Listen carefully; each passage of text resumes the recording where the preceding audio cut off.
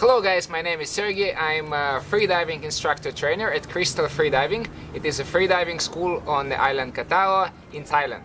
And today I want to talk about a subject which you were asking about for a while. There are a couple of people who was asking about the subject for a few months, and finally I found the time to do it. It is a rope management, so how to set up the freediving float, how to deal with the rope, stuff like that.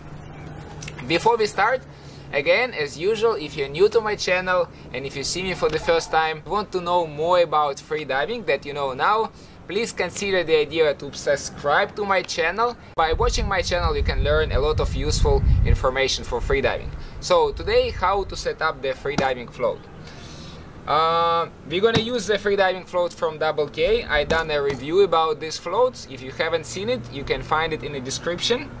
We're also going to use this kind of rope, and this is going to be our bottom weight, right? So normally you learn how to set up the freediving float on a master freediving course or on the freediving level 3 course, doesn't matter what organization. But let's say if you finish already freediving course, let's say level 1, and you bought a freediving float and you want to train it with your freediving buddy, maybe this video is going to be useful for you.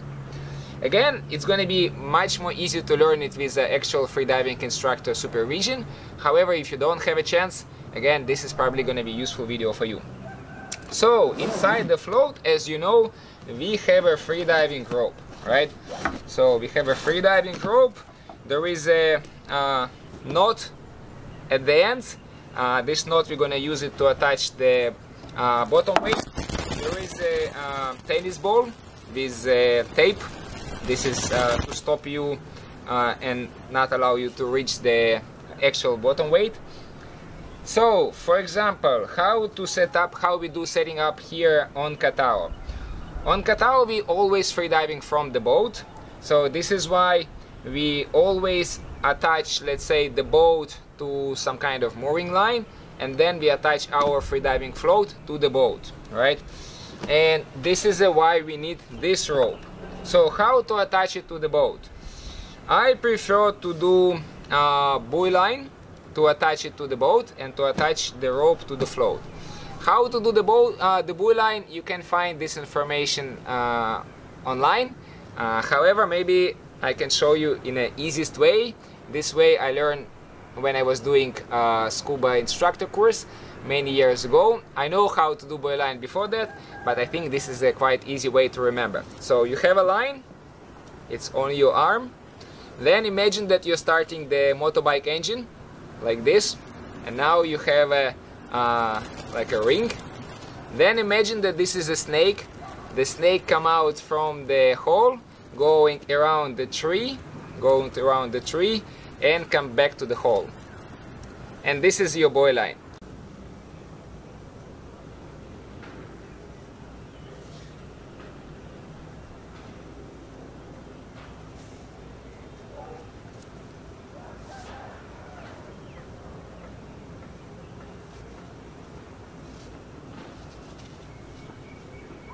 So this is how you can attach, let's say, to the boat. And then you taking another end of the rope. This rope is 10 meters. It can be longer or smaller. And then, as you remember when I was doing my review about this float, we have a special D-rings on the side. This D-ring can be used to attach your float to the boat. So we're gonna do again, start the engine. Then we're gonna go to D-ring. Then again, this is a snake, come out from the hole, going around the tree, and come back to the hole. So this is what you should have. Okay, and now your buoy is attached to the boat, right? So what we're gonna do next, we're gonna do the bottom plate. So I think this is the easiest way to do a bottom plate. You just take a small part. I don't know how this material calls. I think it is a nylon. I don't know, correct me in the comments. This is a typical material what scuba divers use for the wave belt. So you take nylon, you make some hole, and then you can put the carabiner inside.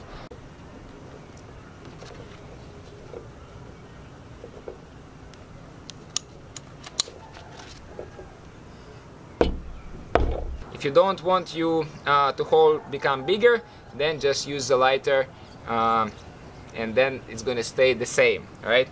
So this is not enough for the normal freediving session. This is about 5 kilo, and normally on my freediving float I like to have 8 or 9 kilo. The more weight you have, the more straight line can be. And let's say if you do a specifically for immersion, it can be slightly more easy to do on such line. However, then it's going to be more difficult to bring the weights up when you finish your session. Okay, so we have this for the bottom plate. Okay, taking the side of the rope, you can use here buoy line again, or you can use just a simple note 8. I guess this is how it calls, because it looks like number 8, right? And we attach to our rope.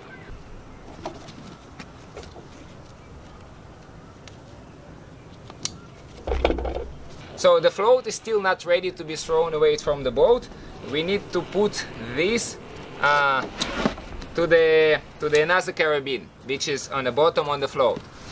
A little tip, guys, please don't put your weights inside your float if you don't want to destroy it really quickly. Recently I was diving with a couple of schools who are constantly putting their weights inside, and then their floats look like a mess.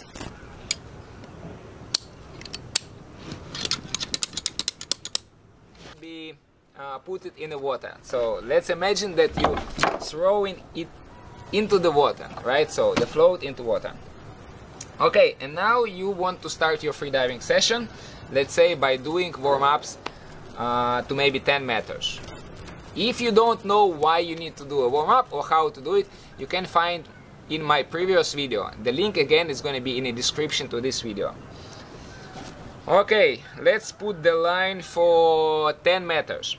Normally on the freediving line, so first of all, what kind of rope you want to use for freediving line? So this is not good. This one is good for the boat attachment. This line is floating on the surface, and you don't want to have such line to be your main line.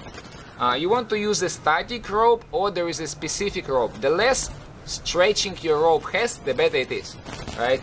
Especially for the free immersion. How big the rope is, normally 10-12 millimeters. Sometimes you can see thinner, sometimes you can see thicker, but let's say pretty often it is 10-12 millimeters. Okay, on the rope, if it is your own rope, every 5 meters you want to have some kind of marks, right? So this is again pretty typical. It's not going to be end of the day if you don't have a mark. However, it's much more convenient how to set up the line.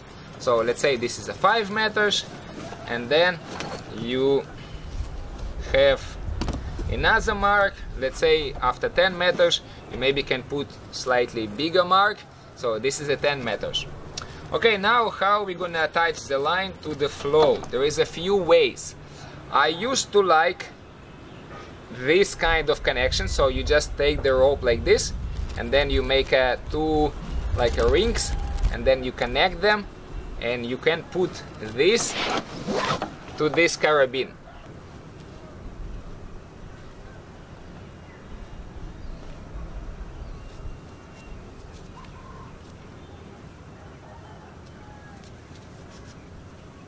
I don't like it anymore, because again it is a really simple one, it's the quickest one. However, what I noticed, if it is some choppy, if the surface is not flat but a little bit choppy, and if you weights going up and down a little bit, then it can be actually untied. So, and this is what you don't want to have, right? So this why now I do this.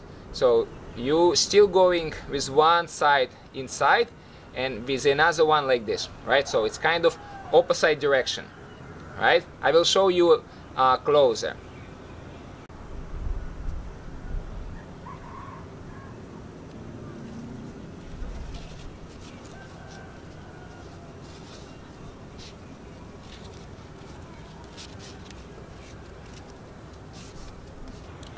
and then you connect it, and now you can put this on your carabiner. So again, you still have a bottom weight connected to the carabiner, you don't remove it yet, but you have this, you put it also on a carabiner, you close it and you put it on top. You put it on top, and now you can open it again. This carabiner is not really good, the big one, it's a new one. And then you remove this carabiner with a bottom plate. This one again closed, this one here, and then you can release your line. So your line going to the bottom, and this is what you have here, right? So this is one of the way how to attach it. So you have a 10-meter line, you have a 10-meter depth, you do your warm-up, 2, 3, 4 dives, up to you. But now you want to do 15-meter dive. Okay, how are we gonna do it? We're gonna bring 5 meter more. You're gonna bring 5 meter more. And another way, I found it pretty recently. I think last year, or yeah, I think last year when I was diving with Ahmed. On one session I was diving with Alexei Molchanov. It was only once when I was diving with such high-level freediver, and I saw that he's doing like this. He take the rope, do the figure 8.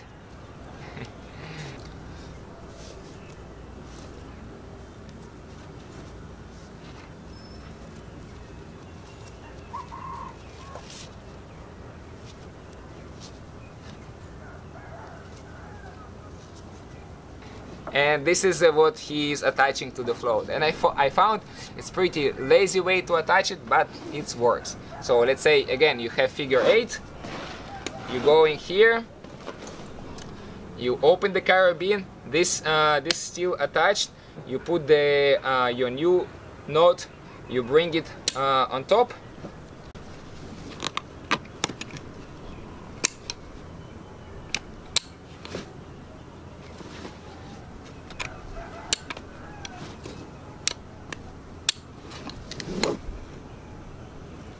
Then you release this one,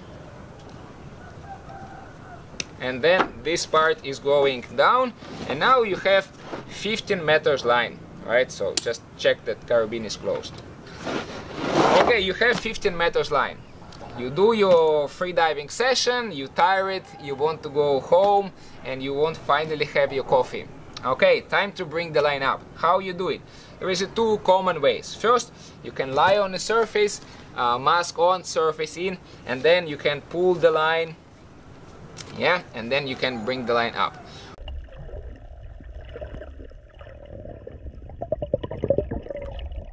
Or another way, you can still stay on the surface and just pull it like this and kicking, right?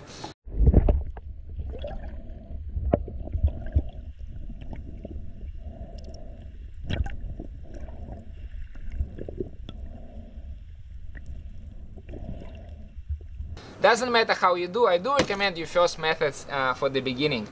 So you just lie on the float, breathe for the snorkel, and bring the bottom weight up. So let's say you bring it up, right? So now you have this side again. What you're doing, of course, you connected this to carabines again. Okay, and now it's time to remove the rope. So you remove the rope.